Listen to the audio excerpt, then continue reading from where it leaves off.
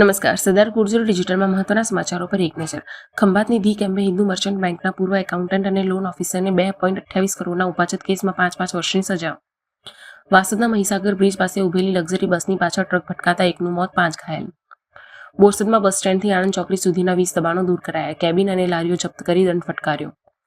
મહેમદાવાદની credit સોસાયટીમાં સભાસદ loan પરત ચૂકવણી પેટીનો 1.50 લાખના ચેક રિટર્ન કેસમાં અક્ષયભાઈ મહેતાને 1 વર્ષની કેદ.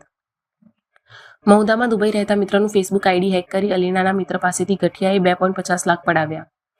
હિમાચલ પ્રદેશમાં ખેડૂતો, બાગાયતદારો અને સામાન્ય લોકોને લોન ન આપનાર બેંકોને આરબીઆઈએ ખખડાવી. દિલ્હીમાં ગ્રેપ 4 લાગુ હોવા છતાં નિયમોના ધજાગરા. મયુર વિહાર જેવા વિસ્તારોમાં કચરો સળગાવવાની ઘટનાઓ સામે આવી. કાશ્મીરમાં હિમવર્ષા વચ્ચે દિલ્હીમાં ધુમ્મસને લીધે 10 ફ્લાઇટ રદ અને 270 મોડી પડી. તુર્કીમાં ભયાનક વિમાન દુર્ઘટના. લીબિયાના સૈન્ય પ્રમુખ સહિત 7 લોકોના મોત. પીએમ દબીબીએ પુષ્ટિ કરી. બાંગ્લાદેશમાં હત્યા કરાયેલા હિન્દુ પરિવારની જવાબદારી લેશે સરકાર. મોહમ્મદ યુનુસે આપ્યું આશ્વાસન.